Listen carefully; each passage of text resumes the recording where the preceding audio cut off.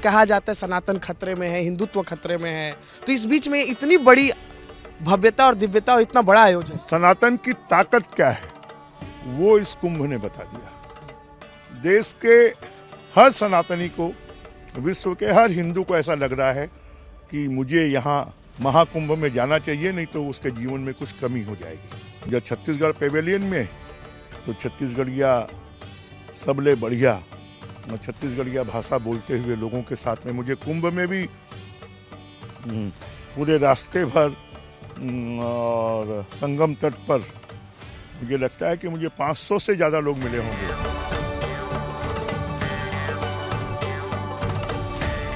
इसमें नेता से लेकर अभिनेता और आम से लेकर खास सभी शामिल हो रहे हैं और आज छत्तीसगढ़ के बहुत ही दिग्गज नेता और कद्दावर नेता भाजपा के बृजमोहन अग्रवाल शामिल हुए हैं। और इस वक्त खुद बृजमोहन अग्रवाल हमारे साथ बातचीत करने के लिए पूर्व मंत्री रहे, वर्तमान में रायपुर से सांसद हैं। सर, आज आप इस भव्यता और दिव्यता में शामिल हुए हैं जिसकी चर्चा आज विश्व पटल पर हो रही है। सबसे पहले तो अपनी अनुभूति बताइए कि कैसा अनुभूति हो रही है आपको। मैं तो प्रयागराज की धरती को प्रणाम करता हूं और प्रयाग के कुंभ में मुझे आने का अवसर ये तीसरी बार मैं आया हूं। मुझे हरिद्वार कुंभ में भी जाने का अवसर मिला है, नासिक कुंभ में भी जाने का अवसर मिला है, परंतु मुझे लगता है कि प्रयागराज का ये भव्य दिव्य और हमारी सांस्कृतिक और धरोहर को लोगों के बीच में लाने का, पूरे विश्व को बताने का एक बहुत बड़ा माध्यम बना है। और देश की आधी पॉपुलेशन ने संगम में डुबकी लगाई है। इसकी जो अनुभूति है और इससे जो शक्ति और ताकत मिल रही है और सनातन की जो स्थापना है, जो हिंदुत्व की स्थापना है, उसको बहुत बड़ी ताकत इस प्रयागराज के महाकुंभ के माध्यम से मिली है।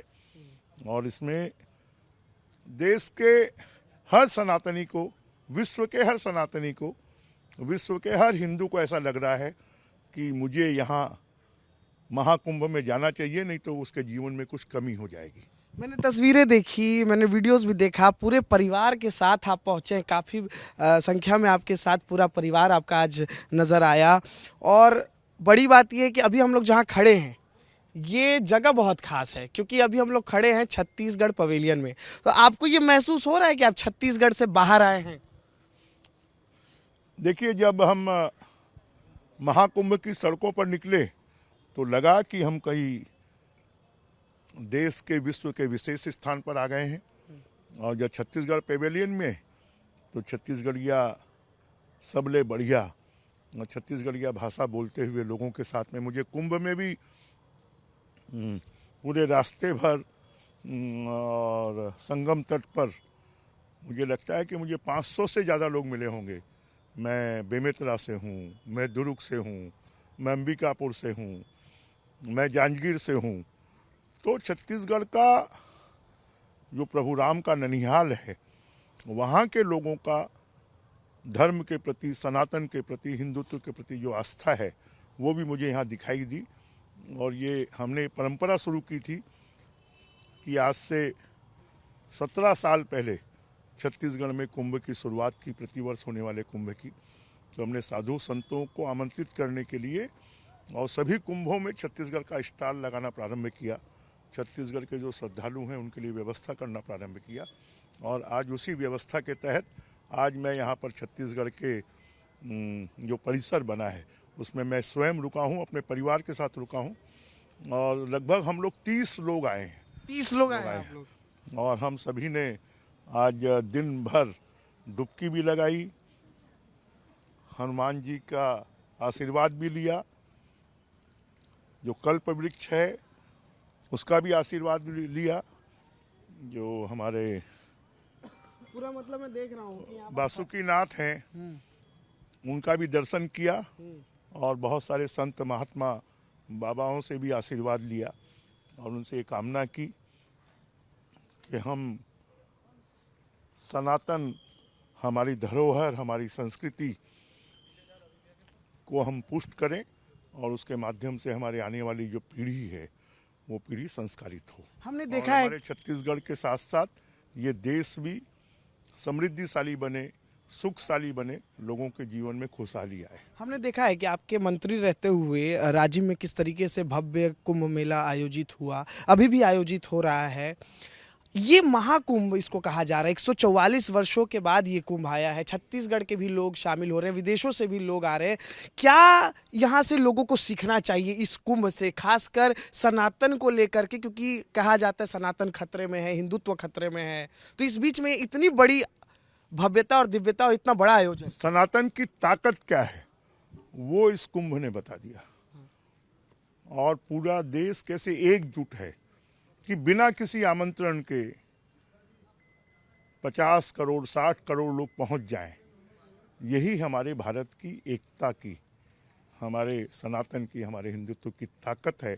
और यहाँ पर आने के बाद में लोगों को जो संतुष्टि मिलती है, लोगों को जो शक्ति मिलती है, वो ये बताती है कि भारत, हिंदुत्व और सनातन, इसको अंग्रेज आए, मुगल आए, कोई भी समाप्त नहीं कर पाए, ना इसको कोई समाप्त कर पाएगा। ये सत्य सनातन है और सत्य सनातन रहेगा। दुर्गेश एक बार तस्वीर दिखाइए, क्योंकि हम लोग सांसद जी के साथ हैं इस वक्त और रात का समय है, आधी रात हो चुका है और हम लोग ये इंटरव्यू शूट कर रहे हैं और छत्तीसगढ़ पवेलियन जगमगा रहा है इस वक्त। अब बात करते हैं विपक्ष की। अभी ममता बनर्जी ने बयान दिया महाकुंभ को लेकर के, जिसका विरोध देश भर में हो रहा है कि महाकुंभ जो है मृत्यु कुंभ है। इस तरीके का बयान ममता बनर्जी ने दिया। मुझे लगता है इस प्रकार का बयान देकर उन्होंने भारत की संस्कृति का, भारत के गौरव का और गरिमा का और सनातन का और हिंदुत्व का अपमान किया है। लोग कभी भी इसको बर्दाश्त नहीं करेंगे। अगर उनमें हिम्मत है तो यहाँ आकर देखें कि लोगों का सत्य के प्रति, सनातन के प्रति, हिंदुत्व के प्रति, भारत के गौरव के प्रति, अध्यात्म के प्रति कितना लगाव है और कितना उत्साह है। मल्लिकार्जुन खड़गे कहते हैं कि ये सब जो है तुष्टीकरण की राजनीति हो रही है। लालू यादव कहते हैं कुंभ फालतू है। तो विपक्ष कर क्या रहा है, क्या ये बोलना चाह रहे हैं? देखिए, विपक्ष हैरान है, विपक्ष परेशान है, विपक्ष अपने आप को समाप्त मान रहा है। उसको लगता है कि 50-60 करोड़ लोग यहाँ पर पहुँचे और वहाँ पर इतनी अच्छी व्यवस्था हो और लोग मोदी जी को, योगी जी को, यहाँ के व्यवस्था करने वालों को धन्यवाद दें, आभार दें। तो मुझे लगता है कि उनको लग रहा है कि अब हम पूरी तरह रसातल की तरफ जा रहे हैं। इसलिए उनके मुंह में कभी भी भारत की गौरव और गरिमा और भारत के वैभव और भारत की पुरातन संस्कृति को बताने वाला जो भी काम है वो उनको कहीं ना कहीं खलता है। हमने देखा कि पूरी कैबिनेट ने डुबकी लगाई, प्रधानमंत्री आए, बड़े बड़े नेता भी आए, राष्ट्रपति महोदया भी आई, लेकिन अभी तक कांग्रेस के बड़े नेता महाकुंभ में नजर नहीं आए हैं। चाहे वो हम छत्तीसगढ़ की बात करें, चाहे हम राष्ट्रीय स्तर की बात करें। ऐसा है, कांग्रेस के नेता जो हैं वो अपने आप को सनातनी तो बोलते हैं, हिंदू भी बोलते हैं। और बहुत से नेता, दिग्विजय सिंह जैसे नेता यहाँ आकर गुपचुप डुबकी लगाकर चले गए। दिग्विजय सिंह ने लगाया, सचिन पायलट ने लगाया। तो मतलब क्या पार्टी लाइन से इन लोग हटकर तो काम नहीं कर रहे हैं? ऐसा तो नहीं, इसमें कोई पार्टी नहीं है, ये आपकी श्रद्धा है, आपका विश्वास है। तो कांग्रेस के कुछ नेता हर चीज में राजनीति देखते हैं और जब तक वो हर चीज में, अगर सनातन में और हिंदुत्व में भी राजनीति देखेंगे तो जो उनकी हालत हो रही है, दिल्ली में 0 हो गए, वैसी ही हालत पूरे देश में हो जाएगी। अभी चुनाव संपन्न हुआ है, आपने बहुत मेहनत की थी और उसका फल भी देखने को मिला कि 10 की 10 सीटों पर जो है भाजपा को जीत मिली। रायपुर में तो बहुत ज़बरदस्त जीत मिली है। अब जो है दीपक बैज पर तलवार लटक रहा है कि प्रदेश अध्यक्ष से उनको हटाया जा सकता है। और कुलदीप जुनेजा जो पूर्व विधायक हैं, उन्होंने तो ये भी कह दिया कि इनको हटा दीजिए, कोई काम के नहीं है ये। वो चाहे किसी को हटाएं, चाहे किसी को बनाएं, उससे कोई फर्क पड़ने वाला नहीं है।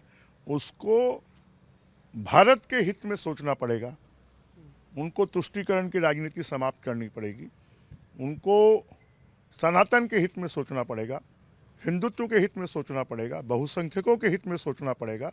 जब तक वो ये नहीं करेंगे तो कांग्रेस के लिए भविष्य अच्छा नहीं है। एक आखिरी सवाल पूछ लेता हूँ, हालांकि आप इस सवाल को देखेंगे, अभी भी छत्तीसगढ़ में सस्पेंस बरकरार है कि मंत्रिमंडल में कौन आएगा, कौन शामिल होगा। अभी भी ये स्पष्ट नहीं हो पाया। कहा जा रहा था कि नगर निगम चुनाव से पहले कर लिया जाएगा। अब हम लोग छत्तीसगढ़ पवेलियन में है, महाकुंभ में है, तो राजनीति की बात कम होनी चाहिए, लेकिन ये मंत्रिमंडल का पशुपेश की स्थिति क्यों फंसा हुआ है अभी तक?